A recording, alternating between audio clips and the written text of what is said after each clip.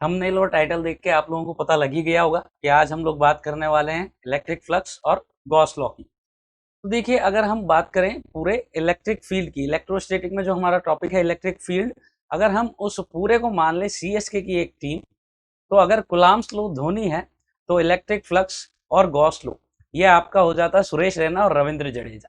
तो I hope अब आप लोग समझ ही गए होंगे कि ये दोनों टॉपिक कितने इंपॉर्टेंट है अगर हम इलेक्ट्रोस्टैटिक के पॉइंट ऑफ व्यू से बात करें तो। और इलेक्ट्रोस्टैटिक सीरीज में ये हमारा तीसरा वीडियो होने वाला है। इससे पहले के दो वीडियो में हम लोग ऑलरेडी कवर कर चुके हैं charges, electric field, electric potential energy, तो ये सारी चीजें ऑलरेडी कवर हो चुकी हैं। अब हम बात करने वाले हैं आज इलेक्ट्रिक फ्लक्स और गॉस लॉ के बारे में।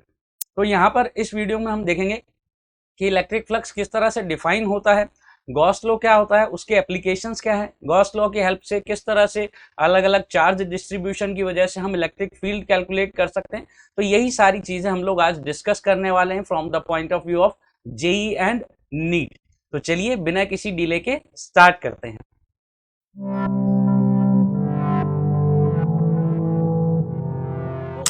गॉस लॉ में या इलेक्ट्रिक फ्लक्स में आगे बढ़ने से पहले सबसे पहले हम ये बात कर लेते हैं कि इलेक्ट्रिक फ्लक्स होता क्या है। बिल्कुल सिंपल तरीके से समझने की कोशिश करते हैं ताकि जब हम न्यूमेरिकल क्वेश्चंस अप्लाई करेंगे तो हमें किसी भी तरह का कोई प्रॉब्लम ना आए। क्योंकि अगर आप कॉन्सेप्ट्स को प्रैक्टिकली नहीं समझेंगे तब तक आप उनको न्यूमेरिकल्स में अप्लाई नहीं कर पाएंगे। सिर्फ आप किताबी भाषा, किताबी ज्ञान अगर पढ़ लेंगे, किताबी डेफिनेशन पढ़ लेंगे तो उसको आप प्रैक्टिकली अप्लाई नहीं कर पाएंगे। तो हम यहाँ पर कोशिश यही करते हैं कि आपको प्रैक्टिकल तरीके से ये चीजें समझाई जाए, उस पॉइंट ऑफ व्यू से ये चीजें समझाई जाए, कॉन्सेप्ट समझाए जाए जिस पॉइंट ऑफ व्यू से क्वेश्चंस फ्रेम किए जाते हैं। ठीक है, तो इलेक्ट्रिक फ्लक्स की मैं बात करता हूं। ठीक, तो इलेक्ट्रिक फ्लक्स की बात करने से पहले हम प्रीवियस वीडियो में ऑलरेडी डिस्कस कर चुके हैं अबाउट इलेक्ट्रिक फील्ड लाइंस। तो इलेक्ट्रिक फील्ड लाइंस जो है वो हमें क्या बताती हैं, बेसिकली इमेजिनरी लाइंस होती हैं जो हमें बताती है कि इलेक्ट्रिक फील्ड का नेचर किस तरह का होगा। ठीक है ना। अब इलेक्ट्रिक फील्ड लाइंस जो हैं अगर वो क्लोज होती हैं, यानी पास पास अगर इलेक्ट्रिक फील्ड लाइंस होती हैं, तो वो हमें क्या रिप्रेजेंट करता है कि वहां पर इलेक्ट्रिक फील्ड इंटेंसिटी या इलेक्ट्रिक फील्ड का स्ट्रेंथ जो है वो ज्यादा है। इलेक्ट्रिक फील्ड वहां पर ज्यादा है, स्ट्रॉन्गर है, उसकी इंटेंसिटी ज्यादा, उसकी स्ट्रेंथ ज्यादा है। और अगर इलेक्ट्रिक फील्ड लाइंस दूर दूर हैं, यानी वहां पर इलेक्ट्रिक फील्ड कम है, इलेक्ट्रिक फील्ड का स्ट्रेंथ कम है। अब फ्लक्स किस तरह से डिफाइन होता है कि सपोज कोई सरफेस एरिया है हमारे पास, उस सरफेस एरिया से कितनी number of field lines pass हुई हैं। ठीक है, कितनी number of field lines pass हुई हैं। अब जैसा मैंने कहा कि फील्ड लाइंस तो इमेजिनरी लाइंस है, अब वहां काउंट करने तो नहीं बैठेंगे कि कितनी फील्ड लाइंस पास हुई हैं।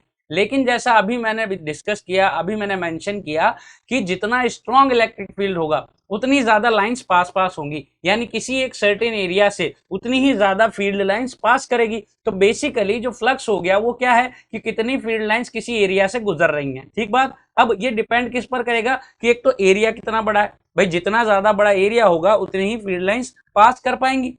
ठीक है, दूसरा कितना ज्यादा इलेक्ट्रिक फील्ड का स्ट्रेंथ है, जितना ज्यादा फील्ड का स्ट्रेंथ होगा उतनी ही पास पास लाइंस होंगी और उतनी ही ज्यादा उस सर्टेन एरिया में से लाइंस पास कर पाएंगी। ठीक है, तो बेसिकली हम यहाँ पर इस तरह से कैलकुलेशन करते हैं। तो कैलकुलेशन डिपेंड करती है एरिया पर और इलेक्ट्रिक फील्ड स्ट्रेंथ या इलेक्ट्रिक फील्ड इंटेंसिटी या नॉर्मली इलेक्ट्रिक फील्ड जिसको हम कहते हैं, जिसे ई से हम रिप्रेजेंट करते हैं। तो आई होप यहां तक चीज आपको क्लियर हो गई होगी कि हमें निकालना है कि किसी सर्टेन सरफेस एरिया से कितना number of field lines pass हो रही है। तो एग्जैक्ट नंबर ना कैलकुलेट करते हुए हम उसका मेजरमेंट किस तरीके से करते हैं कि एरिया कितना बड़ा है और कितना फील्ड का स्ट्रेंथ है, कितना इंटेंसिटी है, कितना इलेक्ट्रिक फील्ड का वैल्यू है। तो इस बेसिस पर वहां पर कैलकुलेशन की जाती है। तो उसी को आगे समझते हैं। तो देखिए यहां पर आपको प्रैक्टिकली समझाने के लिए मान लीजिए मैंने यहां पर एक सरफेस एरिया ले लिया है। ठीक है, ये सरफेस एरिया मेरा है, एक रेक्टेंगुलर सरफेस मैंने ले लिया है। ठीक है, अब इससे इलेक्ट्रिक फील्ड ये इस तरह का, ये इलेक्ट्रिक फील्ड ई हो गया, suppose this is electric field E, ये इलेक्ट्रिक फील्ड ई वेक्टर। ठीक है, तो ये आपका रेक्टेंगुलर सरफेस एरिया और ये इलेक्ट्रिक फील्ड लाइंस इस तरह से उससे पास हो रही है और उसकी इलेक्ट्रिक फील्ड इंटेंसिटी या इलेक्ट्रिक फील्ड स्ट्रेंथ या नॉर्मली जिसको इलेक्ट्रिक फील्ड कहते हैं वो कितना है, ई है। ठीक है, और उसका डायरेक्शन भी यहाँ पर नजर आ रहा है, क्योंकि इलेक्ट्रिक फील्ड तो वेक्टर क्वांटिटी होती है। अब सरफेस एरिया की बात करें तो कोई सा भी एरिया जो है वो भी वेक्टर क्वांटिटी होता है, भाई स्केलर तो है नहीं, वेक्टर होता है। ठीक है, और उस वेक्टर का डायरेक्शन क्या होता है, एरिया वेक्टर का डायरेक्शन क्या होता है, जो प्लेन है ठीक है, उस प्लेन के परपेंडिकुलर डायरेक्शन में एरिया वेक्टर होता है। जैसे ये रेक्टेंगुलर प्लेन है तो इसके परपेंडिकुलर डायरेक्शन में ये हमारा एरिया वेक्टर होगा, ये एरिया वेक्टर, ठीक है, इसके परपेंडिकुलर, ये प्लेन इस प्लेन के परपेंडिकुलर, ये एरिया वेक्टर, ऐसा किसी भी प्लेन के परपेंडिकुलर उस प्लेन का एरिया वेक्टर होता है। ठीक हो गई बात। तो ये एरिया वेक्टर है, ये इलेक्ट्रिक फील्ड है। ठीक है, अब कितनी इलेक्ट्रिक फील्ड लाइंस गुजर रही हैं इस एरिया से, तो वो किस पर डिपेंड करेगा कि एरिया कितना है। ठीक है, और इलेक्ट्रिक फील्ड लाइंस गुजरना मतलब क्या, उसको क्रॉस करनी चाहिए, यानी कि उसके परपेंडिकुलर पास करनी चाहिए। ठीक है, तो यहां से जो फ्लक्स होगा हमारा वो कैसे आ जाएगा, ये आ जाएगा area into this electric field. ठीक है, इस तरह से हम ये फ्लक्स कैलकुलेट कर सकते हैं। समझ में आ रही बात। तो इतने एरिया से इतनी इलेक्ट्रिक फील्ड स्ट्रेंथ की जो है इलेक्ट्रिक फील्ड पास हुई है, तो इससे हमें टोटल नंबर ऑफ, यहाँ से total number of electric field lines का एक मेजरमेंट मिल जाता है। एग्जैक्टली नंबर ऑफ लाइंस नहीं मिल रही है। ठीक है, इसका यूनिट जो है वो कोई नंबर में नहीं आता है कि यहाँ पर जो है dimensionless unitless quantity आ गई तो नंबर मिल गया कि भाई 50 या 100 लाइंस पास हो रही है, लेकिन उसका एक मेजरमेंट मिल जाता है, क्योंकि कितनी लाइंस पास होंगी वो डिपेंड कर रही है स्ट्रेंथ पर और कितना बड़ा एरिया है, तो उन दोनों का प्रोडक्ट कर लिया, सिंपल सी बात है। ठीक है, तो इस वजह से हमें ये फ्लक्स मिल जा रहा है। ठीक है, चलिए इसको और अच्छे समझने की कोशिश करते हैं। यहाँ पर फिर से मैं एक रेक्टेंगुलर प्लेन ले लेता हूँ। ठीक है, ये रेक्टेंगुलर प्लेन है, लेकिन इस बार ये रेक्टेंगुलर प्लेन जो है किसी एंगल पर है। आप देख सकते हैं यहाँ से ये थीटा एंगल पर है। भाई पहले ऐसे था वर्टिकल, अभी वर्टिकल ना हो करके ये देखिए, पहले ऐसे वर्टिकल था, अभी वर्टिकल ना हो करके ऐसा एक एंगल बना रहा है। ऐसा था, ऐसा एंगल बना रहा है, चमकता है, ऐसा एंगल बना रहा है। ठीक है, अभी भी इलेक्ट्रिक फील्ड लाइंस जो है हमारी उसी तरीके से आ रही हैं यहाँ से। ठीक है, इस तरीके से हॉरिजॉन्टल, ये ऐसे इलेक्ट्रिक फील्ड लाइंस, ठीक है, पूरी जा रही। ठीक है, पूरी नहीं मैंने ड्रॉ करी, लेकिन पूरी ऐसे जा रही है। अब मुझे देखना है कि कितना यहाँ पर जो है फ्लक्स होगा थ्रू दिस सरफेस। ठीक है, अब कैसे कैलकुलेट करूंगा, अब यहाँ थोड़ा सा प्रॉब्लम हो गया, अब इसको सिंप्लीफाई मैं करता हूं। तो जैसे किसी भी वेक्टर का हम जो है कंपोनेंट्स लेते हैं, ठीक है, प्रोजेक्शन लेते हैं उसका, एक हॉरिजॉन्टल डायरेक्शन में एक वर्टिकल डायरेक्शन में, तो वो कंपोनेंट हो जाते हैं। तो वैसे ही यहाँ पर क्या करें, इसको सिंपल करने के लिए इस एरिया के हम कंपोनेंट ले लेंगे। ठीक है, तो ये ऐसा एरिया है किसी एंगल पर, तो एक कंपोनेंट ऐसा आ जाएगा और एक कंपोनेंट ऐसा आ जाएगा। देखिए यहाँ पर ये कंपोनेंट आ गया इसका वर्टिकली, और एक दूसरा कंपोनेंट क्या आ गया ऐसा हॉरिजॉन्टली। ठीक है, और इन दोनों का रिजल्टेंट मिलकर ये वाला एरिया। समझ आ रही है बात। ठीक है, तो ये हो गया। तो यहाँ पर देखिए इसको वेक्टर फॉर्म में मैं चमकाता हूँ आपको, तो बिल्कुल मस्त क्लियर हो जाएगा। यहाँ से ये देखिए, ये वाली लाइन जो है इस प्लेन की लाइन है। ठीक है, इस प्लेन की लाइन है, जो एरिया है उसके प्लेन वाली लाइन है। ठीक है, अब इस एरिया या ये जो प्लेन है इसके परपेंडिकुलर एरिया वेक्टर हो गया, ये एरिया वेक्टर हो गया। ठीक है, इस डायरेक्शन में। अब इस एरिया वेक्टर के कंपोनेंट मुझे चाहिए, ये हॉरिजॉन्टल कंपोनेंट, देखिए ये वाला थीटा था, ये वाला भी हमारा थीटा रहेगा, ये वाला कंपोनेंट हो जाएगा ए कॉस थीटा, और ये वाला परपेंडिकुलर यहां से कंपोनेंट आ जाएगा एक, ये हो जाएगा मेरा ए साइन थीटा। अब आपको यहां से चमक रहा होगा अच्छे से कि ये ए कॉस थीटा वाला कौन सा एरिया है, ये वाला एरिया है, ये वाला एरिया। ठीक है, जो हॉरिजॉन्टल में था, ये वाला वर्टिकल में जो था। ठीक है, और ये वाला ऐसा हॉरिजॉन्टल में, ये वाला कौन सा है, ये है ए साइन थीटा वाला। ठीक है, ये वाला ए साइन थीटा, तो ये वाला ए साइन थीटा, तो उसका area vector perpendicular to the plane, vertical upwards. ठीक है, और ये ए कॉस थीटा, इसका हॉरिजॉन्टल डायरेक्शन में एरिया वेक्टर, और इसका एरिया प्लेन परपेंडिकुलर। ठीक है, समझ में आ रही बात। ऐसा हो गया। अब समझें, अब इलेक्ट्रिक फील्ड लाइंस जो है वो पास हो रही हैं। ठीक है, अब यहां से मुझे निकालना है कि कितना यहाँ पर फ्लक्स आया, फ्लक्स थ्रू दिस एरिया। ठीक है, दिस प्लेन। ठीक है, जो ए वेक्टर था इसके थ्रू कितना फ्लक्स पास हुआ। अब देखिए इलेक्ट्रिक फील्ड लाइंस इस तरह से पास हो रही है, ऐसे। ठीक है, ए कॉस थीटा के अलाउ। ठीक है, अब ऐसे पास हो रही है। अब यहाँ पर देखिए जो ए कॉस थीटा वाला प्लेन है वो कौन सा, ये वाला, और इलेक्ट्रिक फील्ड लाइंस आ रही हैं ऐसे, तो ये किसको क्रॉस करके जा रही हैं, ए कॉस थीटा को। और ए साइन थीटा वाला ऐसा है, तो इलेक्ट्रिक फील्ड लाइंस क्या इसको क्रॉस करके जा रही हैं, नहीं, इसके पैरेलल निकल जा रही हैं, यानी इस प्लेन को तो क्रॉस ही नहीं किया।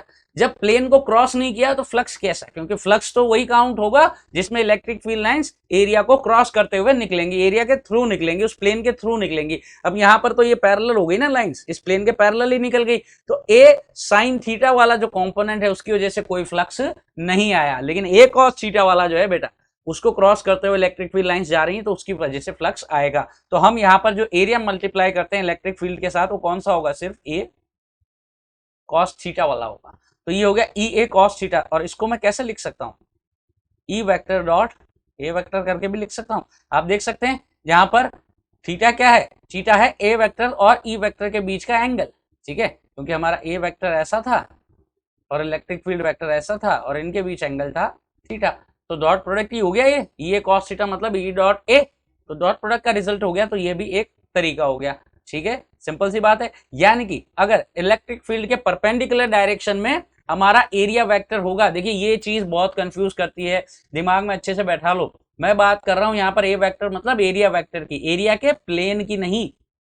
ये एरिया का प्लेन है अगर, तो उसका एरिया वेक्टर उस प्लेन के परपेंडिकुलर होगा। तो अगर एरिया वेक्टर और इलेक्ट्रिक फील्ड दोनों म्यूचुअली परपेंडिकुलर हैं, जो कि किस केस में, ये देखिए ये इलेक्ट्रिक फील्ड इधर और ए साइन थीटा, इसका एरिया वेक्टर दोनों परपेंडिकुलर हो गए, तो ए साइन थीटा की वजह से जीरो फ्लक्स, इसके थ्रू जीरो फ्लक्स। लेकिन ए कॉस थीटा वाला जो एरिया वेक्टर है वो इलेक्ट्रिक फील्ड के अलॉन्ग है, तो उसके थ्रू फ्लक्स कितना आ गया, सीधा मल्टीप्लाई कर दिए। लेकिन इसका जो प्लेन है वो क्या है, इलेक्ट्रिक फील्ड के परपेंडिकुलर, यानी प्लेन जो है वो इलेक्ट्रिक फील्ड लाइंस के परपेंडिकुलर होना चाहिए, लेकिन उसका एरिया वेक्टर उसी लाइन के अलॉन्ग होना चाहिए। ये चीज क्लियर हो जानी चाहिए, ठीक है बेटा। आगे बढ़ते हैं। अब यहां पर देखिए, इसको मैं इस तरह से भी लिख सकता हूं, देखिए अभी मैंने क्या निकाला, flux is equal to E dot A. लेकिन ऐसा कब कर सकता हूं, जब मेरा इलेक्ट्रिक फील्ड कांस्टेंट हो, तब सीधा डॉट प्रोडक्ट कर दिए। लेकिन इलेक्ट्रिक फील्ड अगर कांस्टेंट नहीं है, if electric field is not constant, तो क्या किया जाता है, हम जानते हैं इंटीग्रेशन। तो ये क्या हो जाएगा, इंटीग्रेशन ई डॉट डी ए, ये तो ये जो रिजल्ट लिखा था यहाँ पर ये आ जाता है, flux is equal to integration E dot d A. यानी कि आपको इलेक्ट्रिक फील्ड वेक्टर का एरिया वेक्टर के साथ में डॉट प्रोडक्ट करना होगा, और चूंकि अगर इलेक्ट्रिक फील्ड कांस्टेंट नहीं है तो एलिमेंट लेके इंटीग्रेट करते हुए सॉल्व करना होगा, ठीक है। इसके भी एग्जांपल के थ्रू अभी मैं क्लियर कर दूंगा। अब यहाँ पर इलेक्ट्रिक फ्लक्स की हम बात कर रहे थे, ठीक है। अब इसके बारे में कुछ और detail, electric flux is a scalar quantity. देखिए सिंपल मैथमेटिक्स है यार, है ना। हम क्या करें, इलेक्ट्रिक फील्ड वेक्टर और एरिया वेक्टर का डॉट प्रोडक्ट किए, और डॉट प्रोडक्ट क्या होता है, डॉट प्रोडक्ट मतलब स्केलर प्रोडक्ट, यानी जो भी रिजल्ट आएगा वो अपने आप में क्या है, स्केलर है। तो ऑब्वियसली बात है कि जो हमारा फ्लक्स है वो कैसी क्वांटिटी है, स्केलर क्वांटिटी है, उसका कोई डायरेक्शन नहीं है। लेकिन ये हमारा पॉजिटिव, नेगेटिव या जीरो भी हो सकता है, ठीक है। इसको थोड़ा सा और डिटेल में मैं डिस्कस करूंगा कि पॉजिटिव कब होगा और नेगेटिव कब होगा, ठीक है। अभी क्लियर हो जाएगा 2 मिनट में। आगे बढ़ते हैं। इसका यूनिट भी हम लिख सकते हैं, सिंपल है, यूनिट वोल्ट इंटू मीटर या न्यूटन पर कुलाम इंटू मीटर स्क्वायर हो सकता है, ठीक है। न्यूटन पर कुलाम हमें पता है कि इसका यूनिट होता है इलेक्ट्रिक फील्ड का, मीटर स्क्वायर एरिया का, तो वहीं से इसका यूनिट जो है वो डिराइव हुआ है, सिंपल सी बात है, ठीक है। तो यूनिट भी आप ध्यान रखें, ठीक। Flux through close surface in uniform electric field is zero, ठीक है। किसी भी क्लोज सरफेस के थ्रू, अगर किसी भी क्लोज सरफेस को मैंने रख दिया यूनिफॉर्म इलेक्ट्रिक फील्ड में, यूनिफॉर्म इलेक्ट्रिक फील्ड मतलब जिसका डायरेक्शन और मैग्नीट्यूड दोनों कांस्टेंट हो, उसे किसी मैंने यूनिफॉर्म इलेक्ट्रिक फील्ड में किसी क्लोज सरफेस को रख दिया, ठीक है। तो उस क्लोज सरफेस से जो टोटल फ्लक्स होगा वो जीरो होगा। कैसे होगा ये समझते हैं, और यहीं पे वो पॉजिटिव नेगेटिव कैसे होगा वो बात भी क्लियर कर दूंगा मैं। तो मान लीजिए मैंने एक क्यूब ले लिया, ये ठीक हो गया। अब ये क्यूब ले लिया, क्यूब क्या है, एक क्लोज सरफेस, ठीक है, पूरा पैक है ना, ठीक है।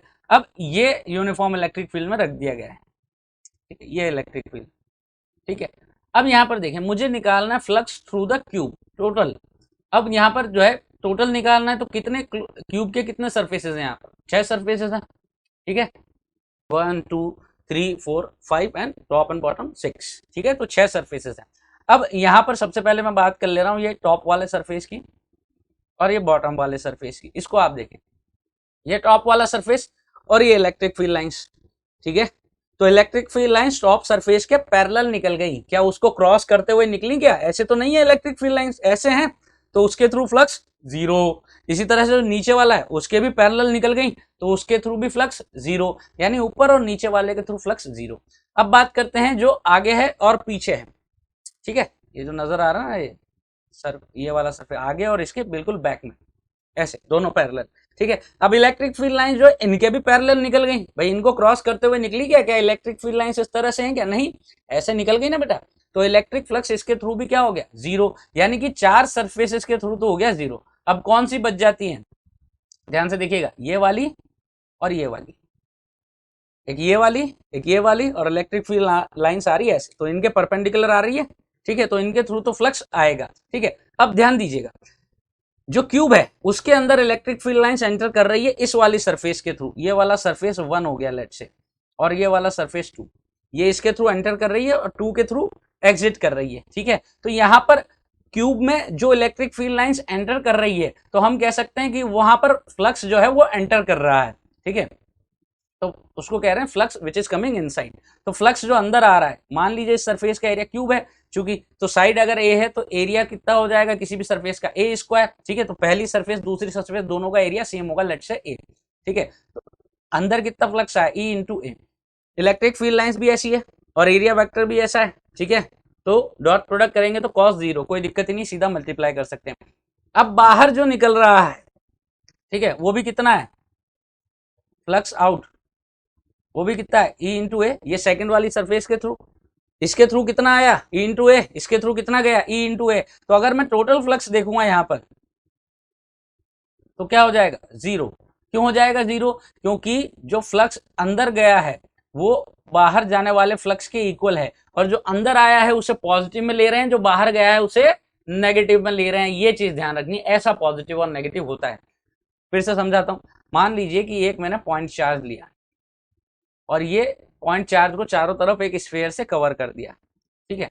अब इस पॉइंट चार्ज की वजह से यहां पर क्या होगा, इलेक्ट्रिक फील्ड लाइंस इस तरह से निकलेगी बाहर, ठीक है। तो जो फ्लक्स होगा इस स्फीयर के थ्रू वो क्या होगा, पॉजिटिव, ठीक है। ये पॉजिटिव पॉइंट चार्ज लेगा। अगर नेगेटिव पॉइंट चार्ज मैंने रख दिया यहां पर, ठीक है, तो क्या होगा, इलेक्ट्रिक फील्ड लाइंस एंटर करेगी इस सरफेस में, स्फीयर में, ठीक है।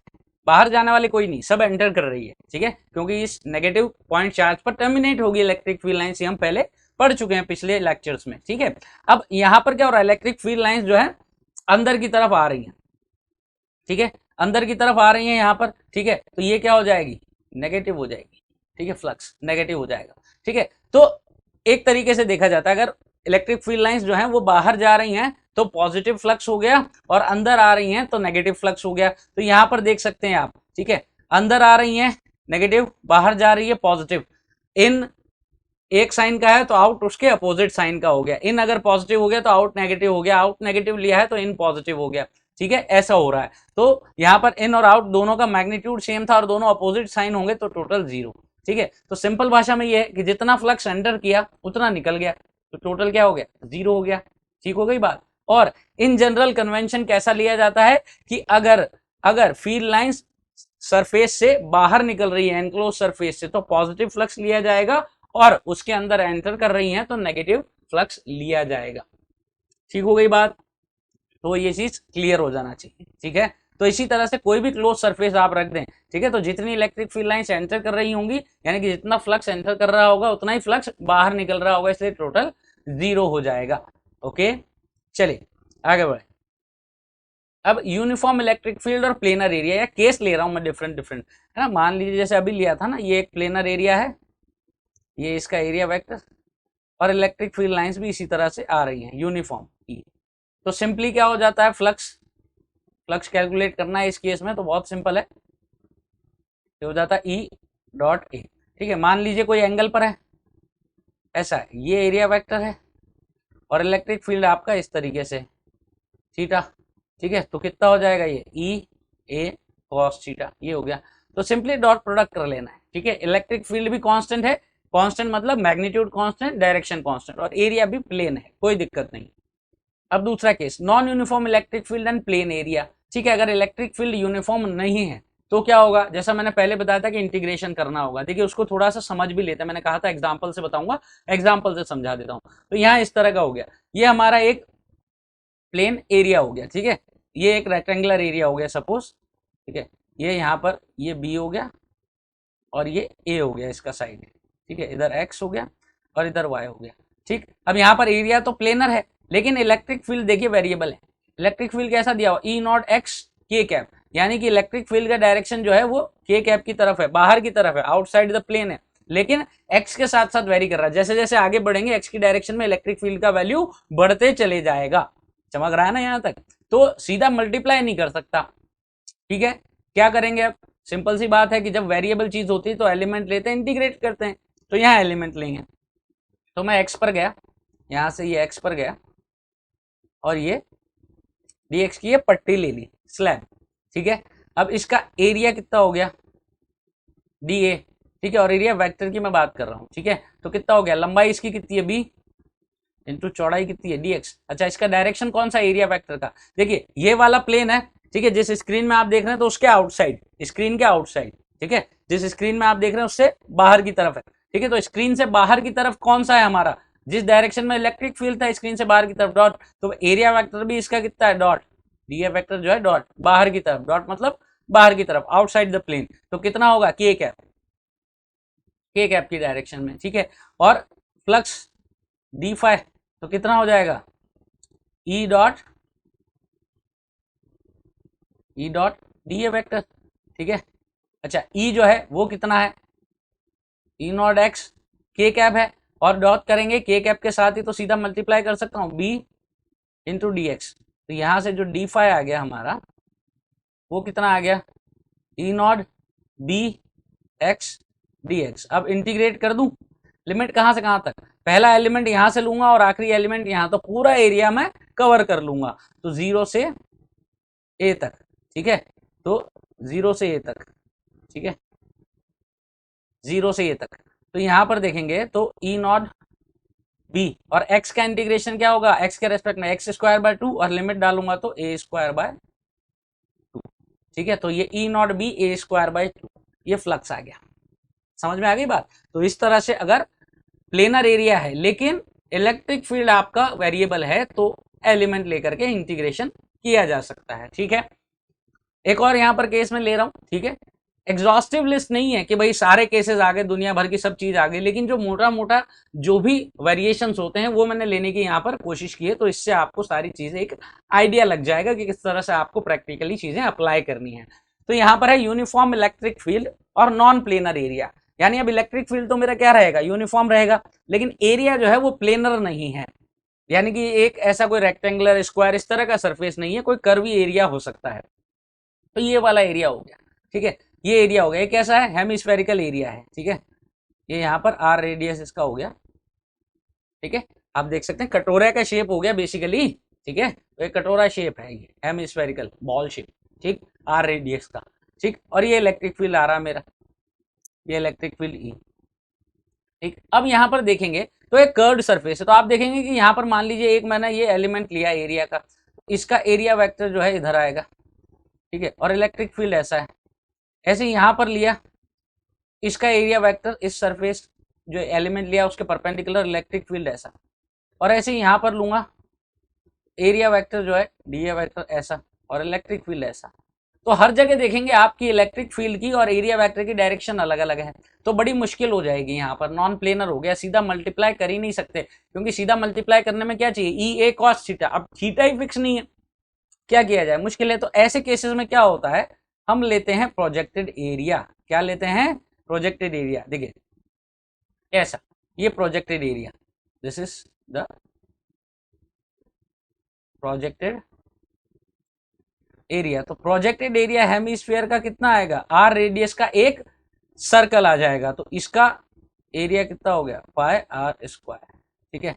और ये जो प्रोजेक्टेड एरिया लिया है मैंने, ये एरिया उसी डायरेक्शन में लिया है जिस डायरेक्शन में हमारा इलेक्ट्रिक फील्ड था, इसका एरिया वेक्टर ऐसा आएगा, और इलेक्ट्रिक फील्ड भी मेरा इसको इसी तरह से क्रॉस करते हुए आ रहा है इसी डायरेक्शन में, तो सीधा फ्लक्स इस केस में क्या हो गया, electric field into projected area E into pi r square. देखिए यहाँ पर इसको इस तरह से समझ सकते हैं, मान लीजिए आपने एक क्यूब लिया है, ठीक है, क्यूब लिया है, ठीक है, तो क्यूब का प्रोजेक्टेड एरिया क्या होगा, स्क्वायर होगा उसी साइड का, ठीक है। अगर पूरा स्फीयर लेते तो भी प्रोजेक्टेड एरिया कितना होता, सर्कल ही होता उसी रेडियस का। देखिए प्रोजेक्टेड एरिया मतलब क्या है, जिस तरह से हम वेक्टर्स का प्रोजेक्शन नहीं लेते हैं, मान लीजिए ये कोई एक डायरेक्शन है, इस डायरेक्शन में ये ए वेक्टर है, इसका प्रोजेक्शन लेना है, ठीक है। तो क्या होता है इसका प्रोजेक्शन, ये होता है कि नहीं, ए कॉस थीटा, ठीक है। प्रोजेक्शन का मतलब क्या है, मान लीजिए ऊपर से मैं टॉर्च लगा दिया एक, ठीक है, टॉर्च लगा दिया, तो ये वाला जो वेक्टर है इसकी जो शेडो बनेगी वो क्या बनेगी, इस प्लेन में ए कॉस थीटा ही बनेगी, ठीक है। इसको ऐसे समझिए, मान लीजिए एक स्फीयर ले लिया, स्फेयर लिया, इधर से टॉर्च लगाया, अब सामने वाली वॉल पे इसकी क्या इमेज बनेगी, क्या पूरा स्फेयर बनेगा कि 3D में, नहीं, क्या बनेगा, प्लेन में बनेगा, सर्कल। ठीक है, ऐसे ही क्यूब लिया, क्यूब को प्रोजेक्ट किया, इधर से लाइट प्रोजेक्ट किया, तो क्या बनेगा वॉल पे, जो हमारा स्क्रीन होगा वहां पर क्या मिलेगा, हमें एक स्क्वायर मिलेगा। ठीक है ना, वहां पर आपको 3D ऑब्जेक्ट नहीं मिलेगा, 3D वहां पर शेडो नहीं मिलेगा। ठीक है, तो इसीलिए यहाँ पर प्रोजेक्टेड एरिया हम लेते हैं। ठीक है, ये तरीका है, क्योंकि यहाँ पर प्रोजेक्टेड एरिया वो काम कर देता है। देखिए इसको इस तरह से आप समझिए, ठीक, इस पूरे कर्वी सरफेस के थ्रू कितना यहाँ पर जो है इलेक्ट्रिक फील्ड लाइंस पास हुआ। ठीक है, जितना इसको विंडो मिला उतना ही तो पास हुआ भाई। आप ऐसा समझिए, ये रूम है, ठीक है, अब रूम में बाहर से जो है सनलाइट आ रही है, मान लीजिए रूम का ये पूरा सामने वाला सरफेस है, बाकी पूरा रूम पैक है, सामने वाला सरफेस है, और सीधे सामने से, ठीक है, मान लीजिए जो सनरेज है वो बिल्कुल एकदम परपेंडिकुलर आ रही है, ऐसा अज्यूम कर लेते हैं। ठीक है, सीधा उस वाले पूरे जो सामने वाला सरफेस है उसके परपेंडिकुलर। अब सब जगह से पैक है, सब जगह से पैक है, सिर्फ क्या है, यहां से जो रूम का जो विंडो है उसी में से सनलाइट एंटर कर सकती है। ठीक है, तो कितना सनलाइट एंटर करेगा, जितना विंडो का एरिया है। ठीक है, अब मान लीजिए जो पिछला वाला वॉल है वो पूरा ट्रांसपेरेंट है, वहां से सनलाइट निकल सकता है, तो कितना निकलेगा, अरे भाई जितना एंटर किया था वही तो निकलेगा ना।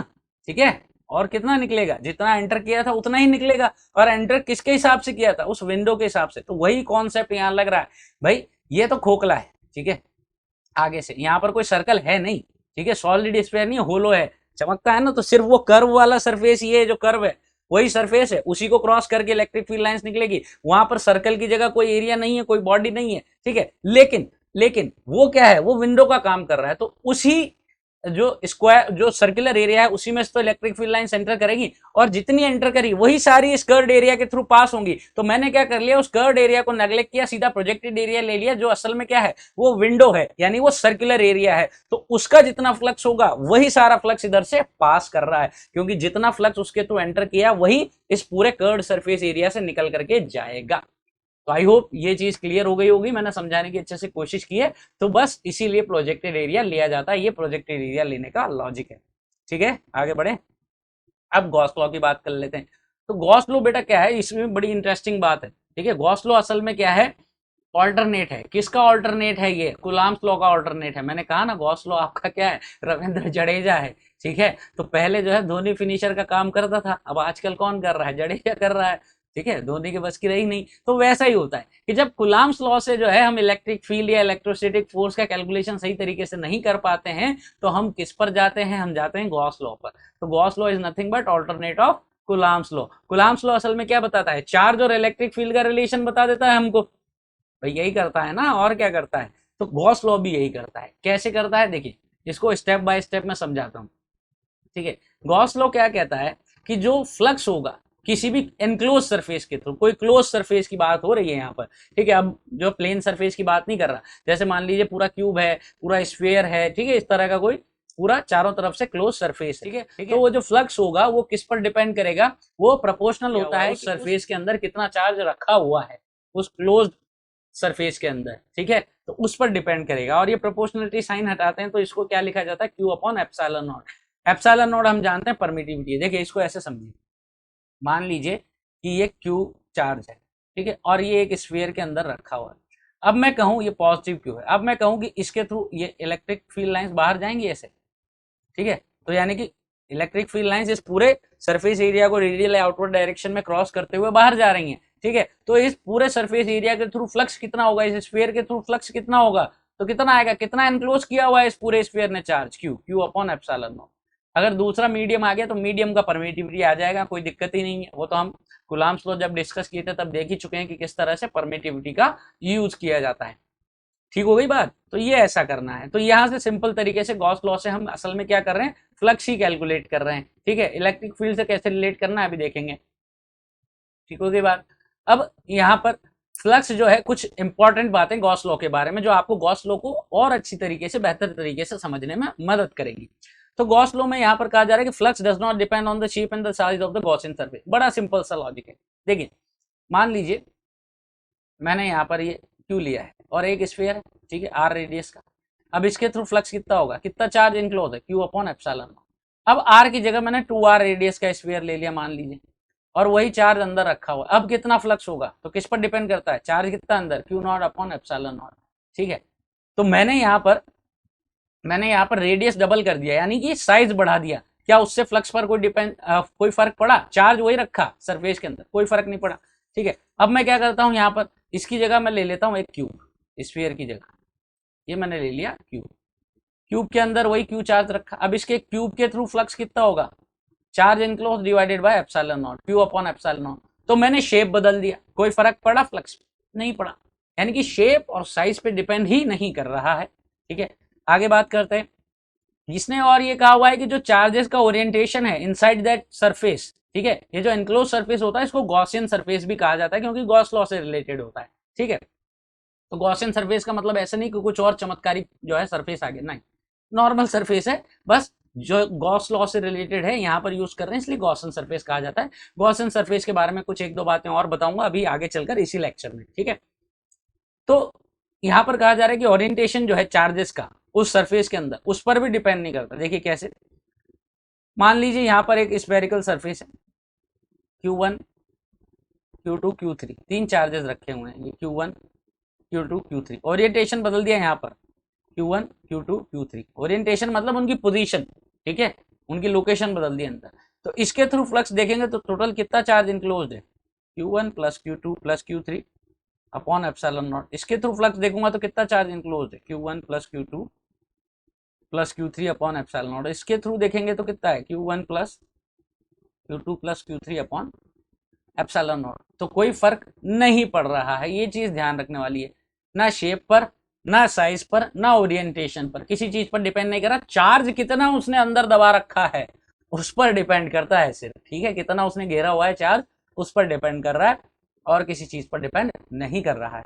आगे बढ़ते हैं, आगे कहा जा रहा है कि flux due to the charges outside the Gaussian surface is zero. भाई सिंपल सी बात है, हम कह रहे हैं कि ये कोई गॉसियन सरफेस है ना, स्फीयर ही ले ले रहा हूँ। ठीक है, इसके अंदर है चार्ज Q1 और इसके बाहर है Q2। तो Q2 की वजह से कोई फ्लक्स आएगा कि नहीं, इसमें तो खास तौर पे कहा हुआ है कि जो एनक्लोज्ड चार्ज है Q1 वही लेना है, Q2 का कोई लेना देना नहीं है। तो बाहर में कितने भी चार्ज रख लूं, उसकी वजह से इस सरफेस के थ्रू फ्लक्स क्या आएगा, कुछ नहीं आएगा, जीरो। ठीक है, सिर्फ Q1 का यहाँ पर फ्लक्स में जो है कॉन्ट्रीब्यूशन होगा थ्रू दिस सरफेस। ठीक है, अच्छा ये क्यों होगा इसका लॉजिक में मैं बता देता हूँ। ठीक है, मान लीजिए कि कोई पॉइंट चार्ज रखा हुआ है यहाँ पर, ठीक है, पॉइंट चार्ज यहाँ पर रखा हुआ है। ठीक, अब फ्लक्स क्या होता है कि कितनी नंबर ऑफ फील्ड लाइंस जो है वो पास हो रही हैं। ठीक है, अब मैंने कहा था कि Q इन और Q आउट दोनों अपोजिट होते हैं साइन वाइज। ठीक है, और अगर मैग्नीट्यूड दोनों का इक्वल है तो नेट जीरो। तो देखिए यहां से मान लीजिए इतनी number of field lines pass हो रही है।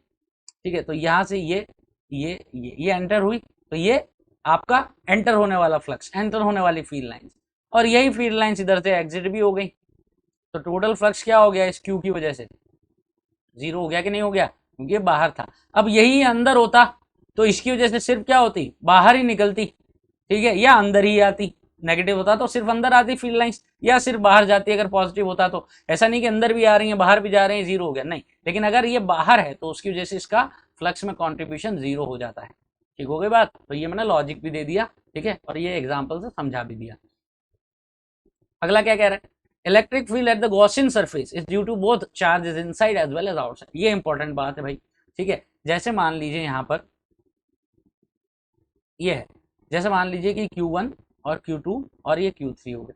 अब फ्लक्स की बात करूं तो फ्लक्स में तो सिर्फ Q1 और Q2 का कंट्रीब्यूशन होगा। ठीक है, फ्लक्स थ्रू दिस सरफेस।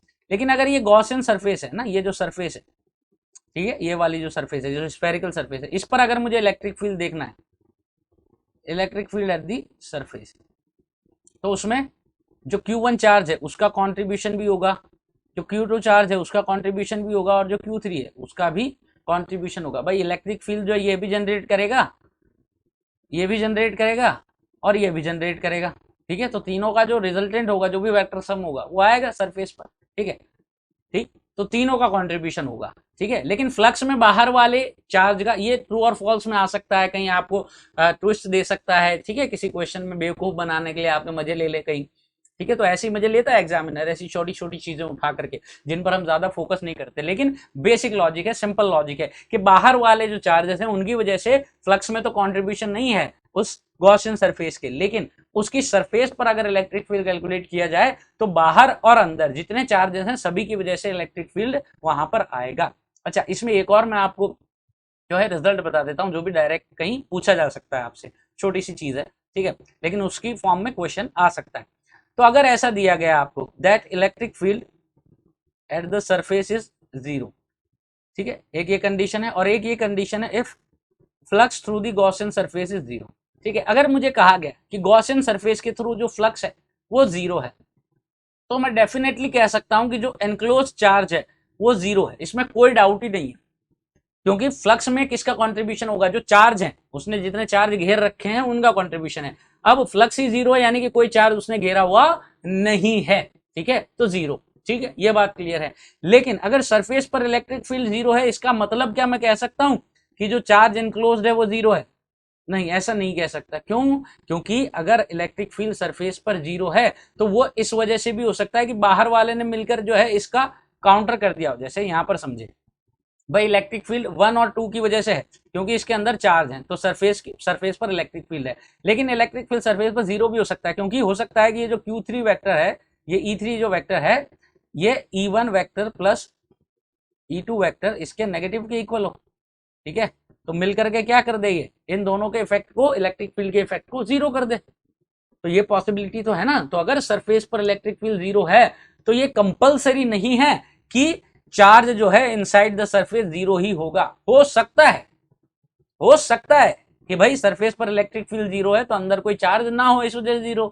लेकिन ये भी तो पॉसिबिलिटी कि अंदर भी चार्ज हो और बाहर भी चार्ज हो, और बाहर वाले चार्ज जो है वो अंदर वाले चार्ज के इलेक्ट्रिक फील्ड को काउंटर कर रहा हो और नेट इलेक्ट्रिक फील्ड 0 हो रहा हो। लेकिन अगर फ्लक्स 0 है तो definitely charge enclose by the surface is 0, ठीक है। बारीक बात है, भेजे में घुसाओ, ठीक है, आगे बढ़ो। अब यहाँ पर गॉस लॉ का एप्लीकेशन मैंने समझाया। गॉस लॉ का एप्लीकेशन बेसिकली क्या है, फ्लक्स कैलकुलेट करने के लिए। आगे इस एप्लीकेशन को और थोड़ा एलेबोरेट करेंगे, बट फिलहाल फ्लक्स कैलकुलेट करने के लिए। तो मान लीजिए यहाँ पर जो है चार्ज रख दिए क्यूब, ठीक है। अब इस क्यूब के थ्रू फ्लक्स मुझे चाहिए, तो flux through this cube is going to be that charge divided by epsilon naught, nothing else. Okay, simple हो गई बात, ये आ गया, ठीक हो गया। अब मान लीजिए मुझे यहां पर निकालना है कि यहां पर जो हर एक सरफेस है, भाई ये मान लीजिए सेंटर पर रखा है, एग्जैक्ट सेंटर पर रखा है, तो जितनी भी सरफेसेस हैं, 6 सरफेसेस हैं, सब सिमेट्रिकल हैं, ठीक है। तो flux through each surface would be equal to flux through the cube divided by 6। तो कितना आ जाएगा, Q/6 एप्सिलॉन नॉट, ठीक है। हर एक सरफेस के थ्रू कितना फ्लक्स पास हो रहा है, Q/6 एप्सिलॉन। समझ में आ गई बात, आगे चलें। अब यहां पर जो है एक एग्जांपल लिया, मान लीजिए एक प्लेन है, ठीक है। अब इस प्लेन से किसी सर्टेन डिस्टेंस पर, ठीक है, किसी सर्टेन डिस्टेंस पर एक चार्ज रखा है Q। अब मुझे इस प्लेन के थ्रू फ्लक्स निकालना है।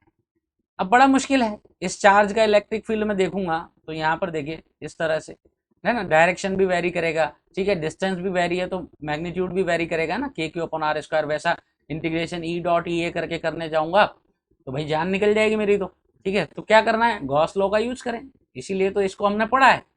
जड़े जाए भाई, ये बना देगा, एक ओवर में 25-30 जो चाहिए मैनेज कर लेगा ये, ठीक है। तो कैसे मैनेज करना है हमें, हम यहाँ पर ले आए एक क्यूब, ठीक है। क्यूब इस तरह से ले आए कि ये वाला जो सरफेस है बॉटम सरफेस बन गया, हम टॉप सरफेस भी बना सकते थे।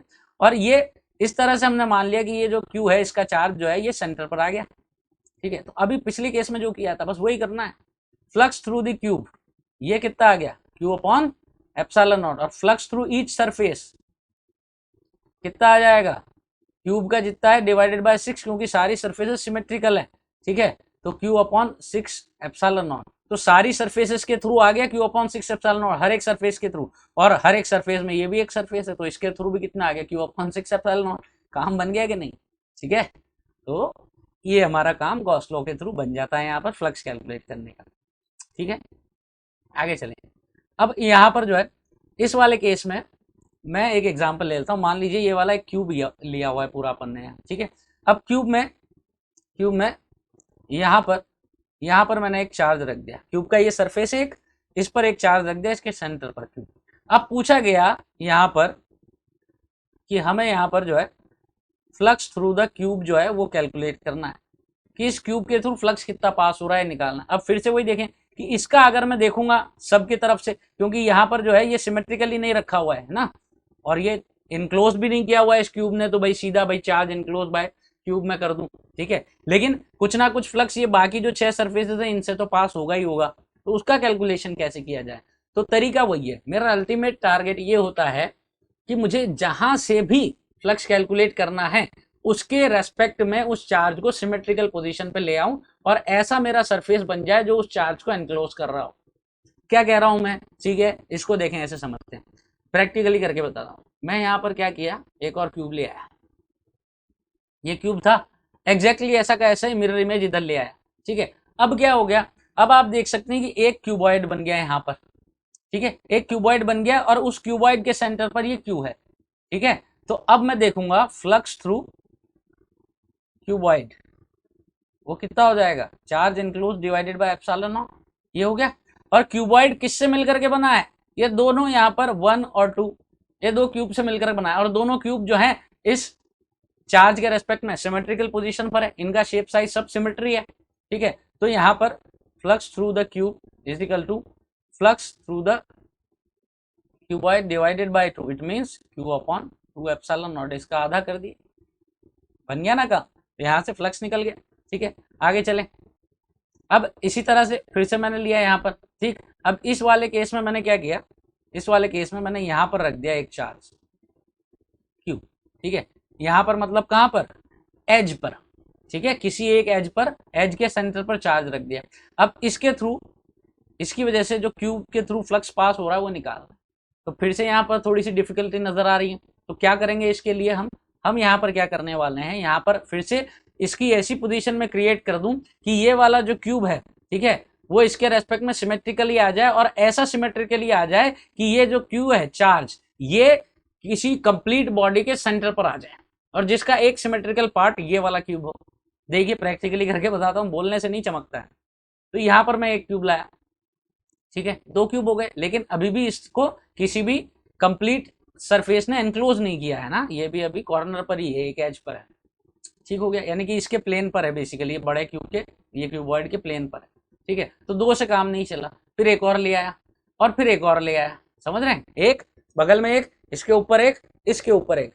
अब देखें अब क्या हो गया, अब ये एक बड़ा क्यूब बन गया, नीली लाइन से नजर आ रहा है, बड़ा क्यूब बन गया, और उसके सेंटर पर ये चार्ज है हमारा, ठीक है। तो अब मैं देखूंगा कि फ्लक्स थ्रू दिस क्यूब, ठीक है, बड़ा क्यूब, ठीक है, फ्लक्स थ्रू दिस क्यूब, इसको एफ डैश क्यूब बोल देता हूं मैं, ठीक है। तो क्यू अपॉन एप्सिलॉन नॉट आया इसके थ्रू, और ये 4 हैं यहाँ पर क्यूब, और चारों क्यूब सिमेट्रिकल पोजीशंस पर हैं, ठीक है। तो यहाँ पर फ्लक्स थ्रू ईच क्यूब,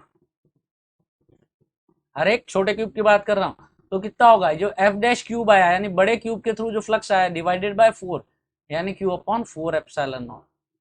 चमका कि नहीं चमका, ठीक है ना। चलिए अब ऐसे ही थोड़ा सा और इसको एग्जेजरेट करते हैं। अब मैंने यहाँ कॉर्नर पर रख दिया भाई ये चार्ज क्यूब, अब इस क्यूब के थ्रू फ्लक्स निकालना है। अब मैं बोल के नहीं बता रहा हूँ, करके बताता हूँ सीधा, ठीक है।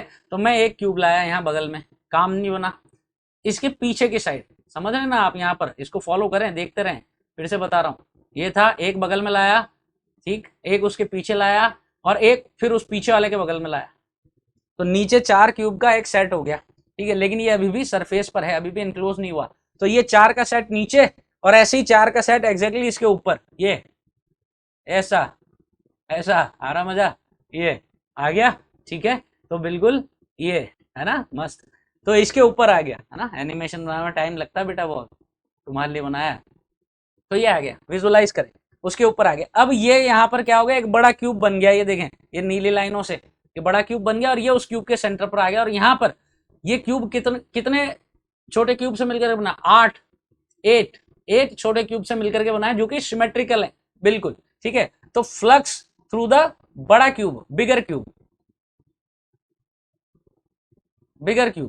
वो कितना है, क्यू अपॉन एप्सिलॉन नॉट। लेकिन फ्लक्स थ्रू स्मॉलर क्यूब अगर हम चाहिए तो कितने होंगे, 8 ऐसे क्यूब हैं, तो ये जो बिगर क्यूब की वजह से आया है डिवाइडेड बाय 8 यानी Q upon 8 epsilon not flux through each cube. समझ में आता है? तो ये इसका चमत्कार है भाई गॉस लॉ का, इस तरह से हम इसको यूज कर सकते हैं। तो मेन चीज क्या है कि आप गॉसियन सरफेस कैसा लेते हैं और उसका इस्तेमाल करके हम किसी भी सरफेस या किसी भी पूरे क्लोज एनक्लोज सरफेस के थ्रू फ्लक्स कैलकुलेट कर सकते हैं। ठीक है, अब ये आपको दिमाग लगाना है, आपको विजुलाइज करना है कि कहाँ कहाँ किस तरह के सरफेसेस लिए जाएं। ये क्यूब वाले मैंने एग्जांपल लेकर के आपको थोड़ा सा यहाँ फील देने की कोशिश करी है। ठीक है, आप किसी भी बुक या अपना जो प्रैक्टिस क्वेश्चन हैं उनमें देखेंगे तो आपको इस तरह के मल्टीपल एग्जाम्पल मिल जाएंगे और इन्हीं को बेसिस लेते हुए यहीं से विजुलाइज करते हुए यहीं से आइडिया लेते हुए कि आइडिया क्या है इसके पीछे का, आप उन क्वेश्चंस को भी अटेम्प्ट करें, उन एग्जाम्पल्स को भी देखें तो और चमकेगा, क्लियरिटी आएगी, तो फिर ये इजी हो जाएगा आपके लिए।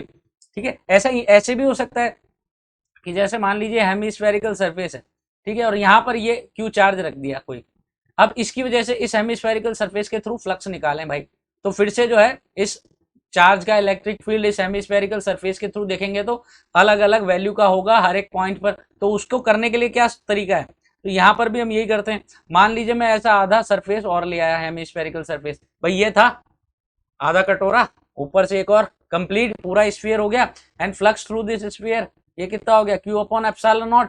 तो हेमिस्फीयर के थ्रू कितना हो गया, इसका आधा, भाई दोनों के थ्रू आधा आधा हो जाएगा तो Q बाय 2 एप्सिलॉन नॉट। तो ये तरीका हो गया। ठीक है, तो ये तरीका है बेसिकली।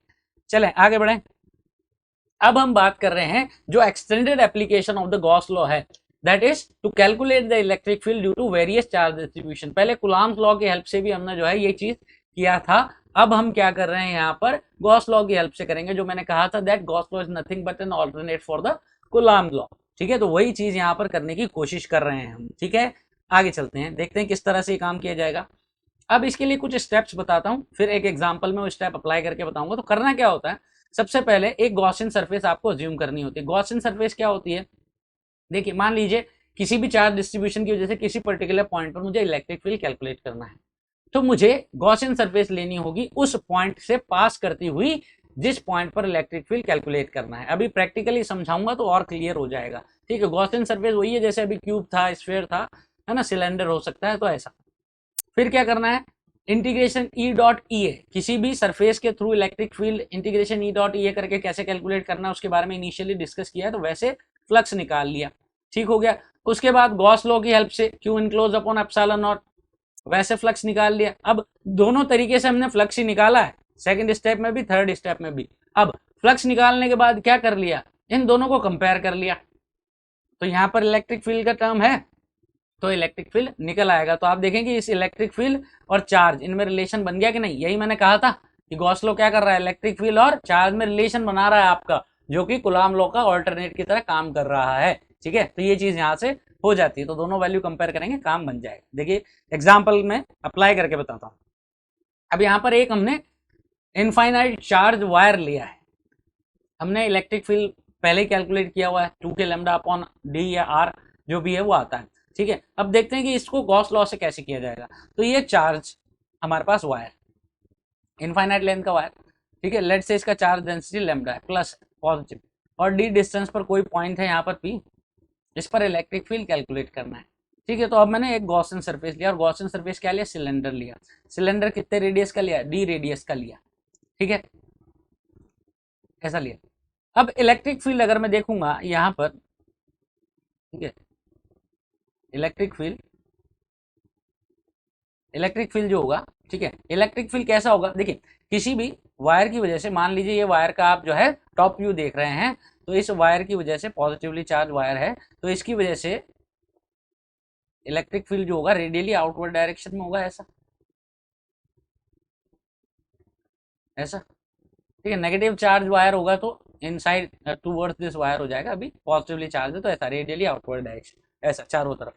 ठीक है, तो यहाँ पर भी इलेक्ट्रिक फील्ड जो होगा इसका ऐसा होगा। ठीक है, इधर ऐसा ऐसा, यहाँ पर देखूंगा ऐसा, ठीक है, कहीं भी देखें ऐसा। अब यहाँ पर देखें, यहाँ 3 सरफेसेस मैं मान रहा हूँ, है ना, मान क्या रहा हूँ है, ठीक है, उनको मेंशन कर रहा हूँ या आपको दिखा रहा हूँ। ठीक है, एक सरफेस तो ये हो गया टॉप सरफेस, ठीक है, इसका एरिया वेक्टर ऐसा होगा A1। भाई ये सरफेस है पूरा सर्कुलर सरफेस, एरिया वेक्टर उसके परपेंडिकुलर, तो ये एरिया वेक्टर और इलेक्ट्रिक फील्ड दोनों क्या है, म्यूचुअली परपेंडिकुलर। और ये दूसरा एरिया वेक्टर, ये नीचे वाला बॉटम सरफेस, इसका एरिया वेक्टर A2 वेक्टर ऐसा, और ये एरिया वेक्टर इलेक्ट्रिक फील्ड दोनों म्यूचुअली परपेंडिकुलर। और तीसरा कर्व्ड सरफेस, ठीक है। तो इलेक्ट्रिक फील्ड आपका रेडियली आउटवर्ड डायरेक्शन में, और कर्व्ड सरफेस जो है सिलेंडर का, उसका एरिया वेक्टर भी क्या होगा, रेडियली आउटवर्ड डायरेक्शन में, ये A3 वेक्टर ऐसा, ठीक है। यही मैंने मेंशन कर दिया पूरे के लिए, ठीक है। इधर भी कर सकते हैं, वो रेडियली आउटवर्ड डायरेक्शन में ही होगा, ठीक है। अब फ्लक्स निकालना है, ठीक है।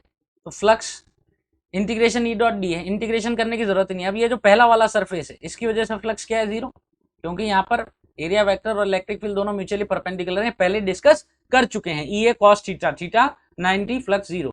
ऐसे ही सेकंड वाले सरफेस की वजह से भी जीरो। अब सिर्फ थर्ड वाले सरफेस की वजह से आएगा फ्लक्स, ठीक है। और थर्ड वाले सरफेस में भी देखेंगे तो इलेक्ट्रिक फील्ड पूरे थर्ड वाले सरफेस पर कांस्टेंट है, रेडियली आउटवर्ड डायरेक्शन में है इलेक्ट्रिक फील्ड, और रेडियली कितना डिस्टेंस पर ये पूरा सरफेस है, डी डिस्टेंस पर, ठीक है। डी डिस्टेंस पर है ना पूरा ये सरफेस, और डी डिस्टेंस पर इलेक्ट्रिक फील्ड कांस्टेंट है, क्योंकि रेडियस जो डिस्टेंस है रेडियस का उस पर डिपेंड कर रहा है, तो कांस्टेंट है। और एरिया वेक्टर भी कांस्टेंट है, रेडियली आउटवर्ड डायरेक्शन, दोनों के बीच एंगल भी जीरो है, तो सीधा सीधा यहाँ पर क्या हो गया, E इंटू A3, ठीक है। और A3 कितना हो गया यहाँ पर, एरिया कितना हो गया यहाँ से हमारा, ठीक है। एरिया हो गया 2 पाई डी, और ये मान लीजिए कि जो हमने गॉसियन सरफेस लिया था, इसका जो सिलेंडर लिया है इसका लेंथ L है, ठीक है। यहाँ पर ये L, capital L, 2 pi DL, ठीक है। ये फ्लक्स आ गया, ठीक हो गया, ये हो गया। अब यहाँ पर देखेंगे कि चार्ज एनक्लोज्ड कितना किया हुआ है ये गॉसियन सरफेस ने, पूरे सिलेंडर ने। तो भाई ये जो L लेंथ का ये जो रॉड है, इसने जितना चार्ज है इस रॉड के पास उतना ही इसने एनक्लोज किया हुआ है, तो charge density lambda per unit length charge into length, तो Q इंटू L, इतना चार्ज जो है इस सरफेस के अंदर है, ठीक है। तो अब फ्लक्स जो है charge enclose that is lambda into L divided by epsilon not. और दूसरा फ्लक्स हम यहां से भी कैलकुलेट कर चुके थे, 2 pi DL, E into 2 pi DL, E into 2 pi DL। अब दोनों को क्या कर लें, कंपेयर कर लें, E 2 pi DL is equal to lambda L upon epsilon naught, ये L से L उड़ गया, ठीक है, क्योंकि भाई L तो जबरदस्ती माना हुआ था ना, गॉसियन सरफेस इमेजिनरी थी, तो उसके डायमेंशन तो कैंसिल होने ही चाहिए। E इज इक्वल टू आ गया lambda upon 2 pi epsilon not. अब ऊपर नीचे मैंने मल्टीप्लाई कर दिया 2 से, तो ये क्या हो गया 4 पाई एप्सिलॉन नॉट, जो कि क्या हो गया K, ठीक है। और D भी आ गया यहाँ पर, और ये 2K अपॉन D, ठीक है, 2K लैम्डा बाय D, ठीक है। 2 ये रहा, लैम्डा ये रहा, D ये रहा, और 1/4 पाई एप्सिलॉन नॉट हो गया K, तो ये आपका 2K लैम्डा बाय D, ये आता रिजल्ट, ये निकल आया, ठीक है। अब यहाँ एक बड़ी इंपॉर्टेंट चीज मैं आपको बताता हूँ, गॉसियन सरफेस कैसे अज्यूम करनी है। देखिए यहाँ पर सबसे बड़ा डाउट बच्चों को आता है, ठीक है, जो पहली बार पढ़ रहे होते हैं कि ये गॉसियन सरफेस जो है मैं इमेजिन कैसे करना है। देखिए कुछ स्टैंडर्ड एग्जाम्पल होते हैं, वही ज्यादातर घूम फिर के चलते हैं। जैसे कि अगर वायर है आपका, तो आपने वहां पर जैसा अभी मैंने बताया सिलेंडर ले लेना है, पॉइंट चार्ज है तो स्फेरिकल सरफेस आ जाएगा, जहां पर रेडियली आउटवर्ड्स चारों तरफ इस तरह से हो, और यहाँ पर रेडियली आउटवर्ड्स प्लेन में अगर है तो वहां पर सिलेंडर आ गया, रेडियली आउटवर्ड चारों तरफ है जैसे पॉइंट चार्ज की वजह से होता है, तो स्फेरिकल सरफेस आ जाता है, ठीक है। तो अलग अलग तरह के सरफेस आ सकते हैं, तो मोटा मोटी यही आते हैं, cylinder sphere, cylinder sphere mostly. लेकिन फिर भी कुछ लॉजिक्स हैं जो हम जरूर लगाते हैं। लॉजिक क्या होता है कि हमारा जो इलेक्ट्रिक फील्ड हो, जो हमारा गॉसियन सरफेस हो, वो जिस पॉइंट पर इलेक्ट्रिक फील्ड निकालना है वहां से पास हो, जैसे यहाँ पर P पॉइंट पर निकालना था तो P पॉइंट से पास हो रहा है। इलेक्ट्रिक फील्ड और एरिया वेक्टर जो हो गॉसियन सरफेस का, वो कांस्टेंट हो उनके बीच का एंगल, जैसे ये वाला एरिया था इसमें, अब इसमें पार्ट्स भी हो सकते हैं, जैसे 3 पार्ट हो गए यहाँ पे, ये 2 तो ऊपर नीचे वाले सर्कुलर और एक कर्व, ठीक है, या पूरा एक जैसे स्क्वायर है तो उसमें पूरा एक जो है कंप्लीट 4 पाई स्क्वायर एक ही पार्ट होगा, ठीक है। तो इलेक्ट्रिक फील्ड और एरिया के बीच का एंगल कांस्टेंट होना चाहिए, ऐसा नहीं हो कि यहाँ पर ऐसा कर्व आपने ले लिया और ये जो है एरिया वेक्टर ऐसे ऐसे वेरी कर रहा है और इलेक्ट्रिक फील्ड आपका जो है ये ऐसे कांस्टेंट ही है, ठीक है, तो उनके बीच का एंगल नहीं चेंज हो, ठीक है, ये हमें ध्यान रखना है। और through out the Gaussian surface जो इलेक्ट्रिक फील्ड का मैग्नीट्यूड है वो भी कांस्टेंट रहे, इस तरह से लेना है। तो मैंने यहाँ पर क्या लिया था, ऐसे रेडियल डायरेक्शन में इस तरह से लिया कि इलेक्ट्रिक फील्ड जो है मुझे पता है कि यहाँ सेंटर से जो रेडियली आउटवर्ड्स होगा और डिस्टेंस पर डिपेंड करता है।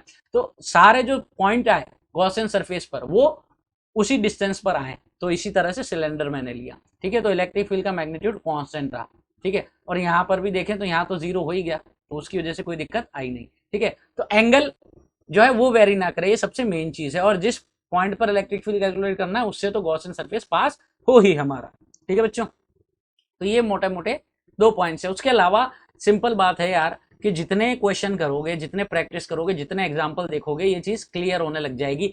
जादू से कभी नहीं आएगा कि मैंने आपको कुछ तरीके बता दिए, कोई ट्रिक बता दी और आपको 2-3 बातें बता दी और भाई कल से आप जो है सारे गॉसियन सरफेस जो है इमेजिन करने लग जाओगे कि भाई इसका क्या आएगा, उसका क्या आएगा। कभी भी नहीं होगा, ठीक है। ये सिर्फ होता है कॉन्फिडेंस दिलाने के लिए, जो मैंने आपको चीजें बताई कि एक इनिशियल थॉट प्रोसेस स्टार्ट करने के लिए, कि ऐसा नहीं हो कि क्वेश्चन आपके सामने आए and you are completely blank, आपको एटलीस्ट आइडिया हो कि स्टार्ट कैसे करूं। तो उसके लिए ये कुछ पॉइंट्स होते हैं, तो उसके थ्रू अपन स्टार्ट कर सकते हैं। लेकिन ऐसा नहीं है कि हम एक ही बार में सारे जो है सरफेसेस लेने लगेंगे। प्रैक्टिस नहीं करोगे, क्वेश्चन नहीं करोगे, 10, 20, 50 क्वेश्चन बनाओगे तो आपको ऑलमोस्ट सभी तरह के केस जो है कवर हो जाएंगे। फिर उसमें थोड़े बहुत वेरिएशन आएंगे तो आप खुद से कर पाओगे, ठीक है। चलो आगे बढ़े। अब ड्यू टू चार्ज शेल की वजह से, शेल मतलब होलो स्फीयर, तो ये आर रेडियस का होलो स्फीयर है, क्यू इस पर चार्ज है। अब इनसाइड द शेल में निकालूं, ठीक है। तो मैं क्या करता हूं, मान लीजिए इनसाइड द शेल किसी भी पॉइंट पर निकालना है, ठीक है, यहां से आर डिस्टेंस पर निकालना है, ठीक। अब मैंने क्या कर लिया, ये गॉसियन सरफेस ले लिया। गॉसियन सरफेस क्या है मेरा, एक स्फेरिकल सरफेस है, ये गॉसियन सरफेस है। ये एक स्फीयर मैंने लिया है, स्फीयर स्मॉल आर रेडियस का, ठीक है। अब फ्लक्स ई डॉट डी ए से मेरे को निकालना है, ठीक है। एक तो ये हो गया, कैसे निकालूंगा बाद में बात करता हूं। लेकिन अगर मैं Q enclosed upon epsilon not से निकालूं तो आप देख सकते हैं कि इस स्फीयर में कोई चार्ज इनक्लोज्ड है क्या, नहीं, क्योंकि चार्ज कहाँ है, इसके बाहर है, ठीक है। तो चार्ज इनक्लोज इज जीरो। इन दोनों को कंपेयर करूंगा तो इलेक्ट्रिक फील्ड क्या आ जाएगा, इनसाइड द स्फीयर जीरो। और इसी तरह से सेंटर पर भी क्या आ जाएगा, जीरो। अब आपको अगर याद है, आपने पिछला वीडियो देखा है जिसमें इलेक्ट्रिक फील्ड डिटेल में अपन ने डिस्कस किया है, फर्स्ट वीडियो जो इलेक्ट्रोस्टैटिक का था, उसमें मैंने बताया था कि जब हम गॉस लॉ डिस्कस करेंगे तो मैं बताऊंगा कि electric field inside any charge shell वो जीरो क्यों होता है। तो वो इस वजह से होता है क्योंकि यहाँ पर जो गॉसियन सरफेस हमने लेनी है, किसी भी पॉइंट आर पर, किसी भी डिस्टेंस आर पर जो हमारा स्फेरिकल सरफेस होगा इनसाइड दैट शेल, उसके अंदर कोई चार्ज ही नहीं है। तो चार्ज एनक्लोज्ड अगर जीरो है तो flux through that Gaussian surface is going to be zero. और अगर उसके थ्रू फ्लक्स जीरो है तो उसको इससे कंपेयर मैं करूंगा जब ई डॉट डी ए वाले फ्लक्स से, तो electric field has to be zero, क्योंकि एरिया तो है वहां पर 4 पाई स्मॉल आर स्क्वायर, वो तो है ही सही ना, वो तो जीरो नहीं है, तो क्या जीरो है, इलेक्ट्रिक फील्ड, सिंपल बात है। अब आउटसाइड द शेल देखें तो मान लीजिए चार्ज क्यू, रेडियस आर, अब आउटसाइड द शेल चाहिए तो यहाँ पर मान लीजिए यहाँ से ये आर डिस्टेंस पर चाहिए ये, ठीक है। तो ये गॉसियन सरफेस ले लिया। अब हमें पता है रेडियली आउटवर्ड डायरेक्शन में यहाँ पर जो है इलेक्ट्रिक फील्ड होगा इस तरीके से, हाँ ये ऐसा ऐसा, ठीक है, ऐसा चारों तरफ 3D में, मतलब पूरा, क्योंकि स्फीयर है भाई, ठीक है, ऐसा, ठीक। और एरिया वेक्टर जो है, एरिया वेक्टर क्या होगा, वो भी रेडियली आउटवर्ड डायरेक्शन में होगा। भाई कोई सा भी यहाँ पर एरिया एलिमेंट आप ले लें स्फीयर पर, ठीक है, तो उसका एरिया वेक्टर क्या होगा, रेडियली आउटवर्ड डायरेक्शन में, और इलेक्ट्रिक फील्ड भी उसी डायरेक्शन में है ना, ये लिया यहाँ पर, इसका ये D area vector radially outward direction में, इलेक्ट्रिक फील्ड भी रेडियली आउटवर्ड डायरेक्शन में, कहीं भी ले लें आप, ठीक है। तो यहाँ पर फ्लक्स जो आएगा इंटीग्रेशन ई डॉट डी ए करके, तो यहाँ पर डॉट करेंगे तो कॉस जीरो आने वाला, दोनों सेम डायरेक्शन में, और इंटीग्रेशन डी ए करूंगा तो क्या आ जाएगा 4 पाई आर स्क्वायर, ठीक है, flux.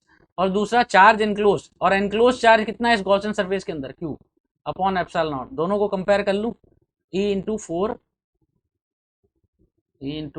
Four pi r square q upon epsilon naught.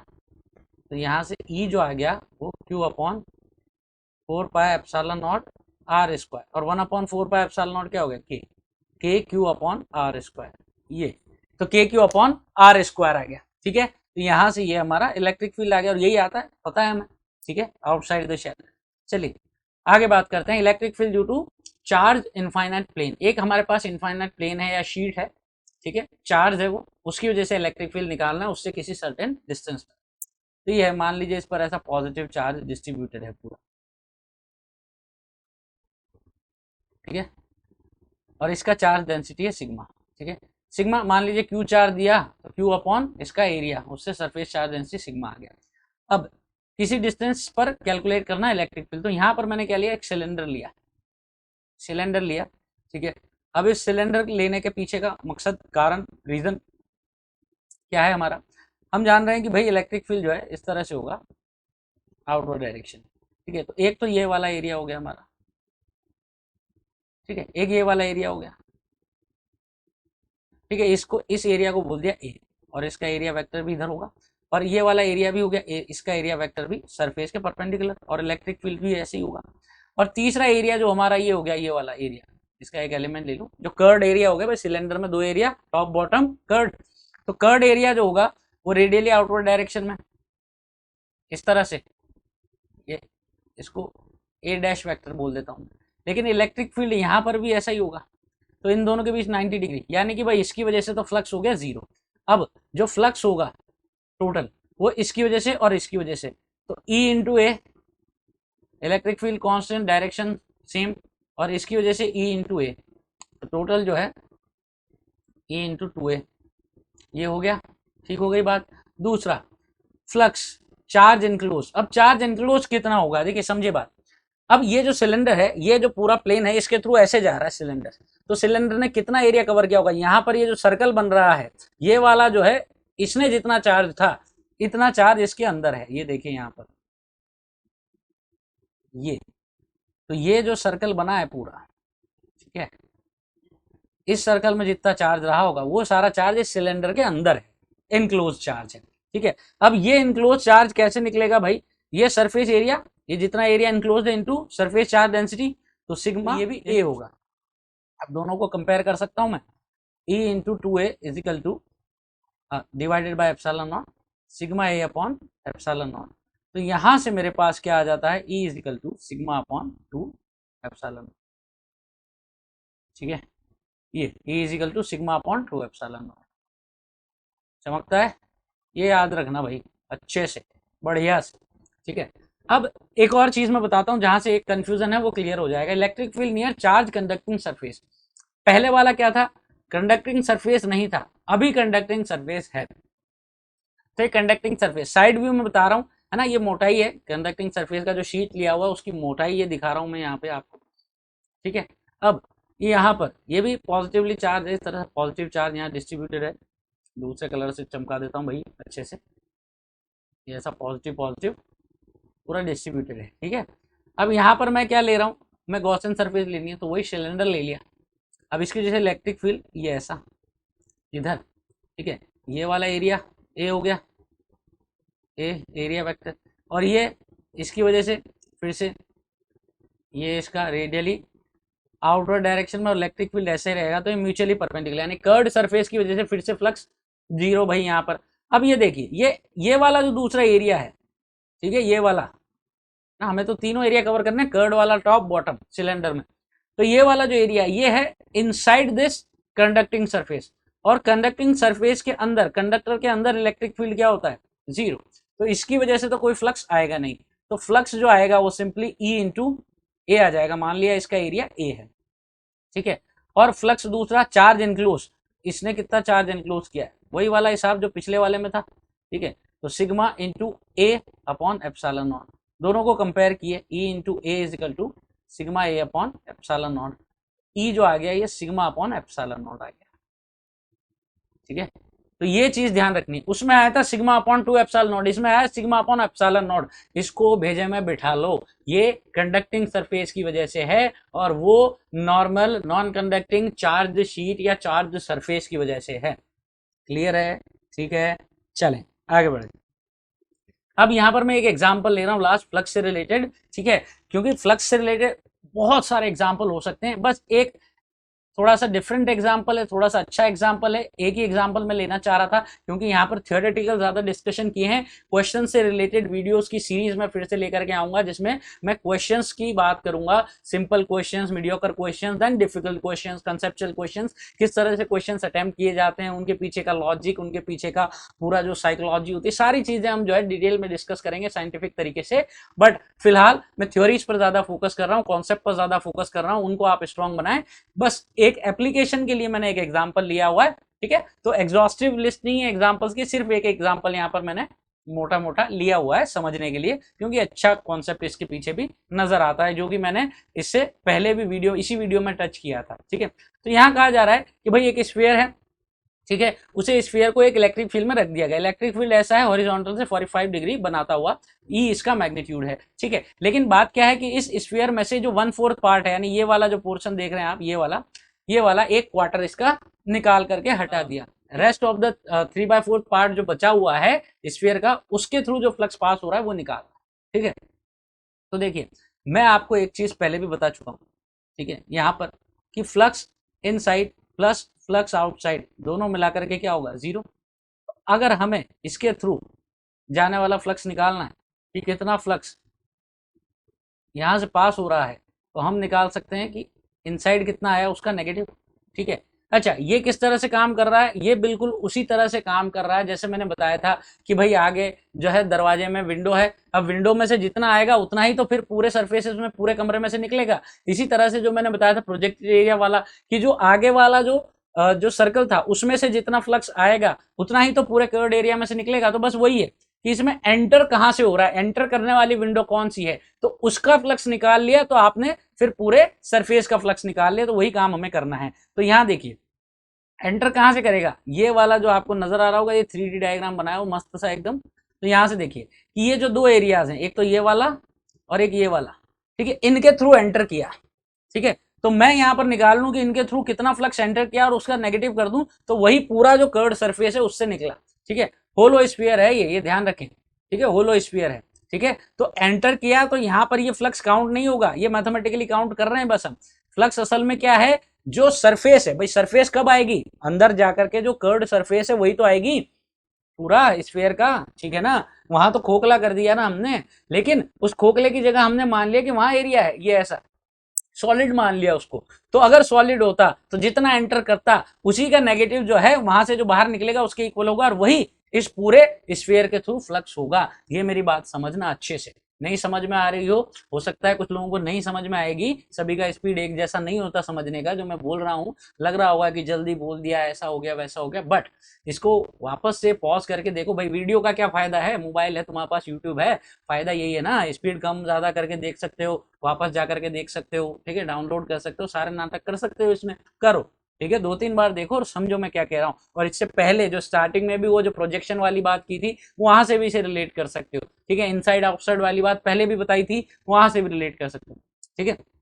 तो देखो अब यहाँ पर एरिया वेक्टर लिख देता हूँ। अब अच्छा ये एरिया जो है वो कौन कौन से हैं, एरिया का मैग्नीट्यूड कितना है, ये असल में क्या है कि अगर जो पूरा प्रोजेक्टेड एरिया होता, भाई ऐसा आधा स्फीयर होता पूरा, ये अगर ये ऐसा हेमिस्फीयर होता, ठीक है, तो ये कितना होता πr², लेकिन ये नहीं है, ये उसका भी आधा है, ठीक है। तो πr²/2 है। तो एरिया वन वेक्टर देखिए इधर की तरफ है, तो -πr²i कैप, ठीक है। और एरिया 2 वेक्टर ये देखिए नीचे की तरफ है ये, तो -πr²j वेक्टर। तो टोटल एरिया वेक्टर जो है वो कितना हो गया यहाँ से, एरिया वेक्टर जिसके थ्रू एंटर कर रहा है, इन वाला निकालना है मुझे, ठीक है। तो यहाँ पर -πr² मेरा कॉमन आ गया, आई कैप प्लस जे कैप, ठीक है, ये हो गया, ठीक हो गया। आगे चलें, इलेक्ट्रिक फील्ड ऐसा था 45 डिग्री बना रहा था यहाँ पर। इलेक्ट्रिक फील्ड वेक्टर कैसा लिख दूं मैं, E cos theta I cap plus E cos theta J cap, यानी कि कॉस 45 और साइन 45, ठीक है, दोनों कितना होता है 1/√2, e/√2 कॉमन आ गया, आई कैप प्लस जे कैप। भाई इतनी मैथ्स तो आती होगी। अब क्या करना है मुझे, फ्लक्स इनसाइड, तो क्या हो जाएगा ई डॉट ए, e/√2 आई कैप प्लस जे कैप डॉट नेगेटिव, और कितना था πr²/2 आई कैप प्लस जे कैप, ये था।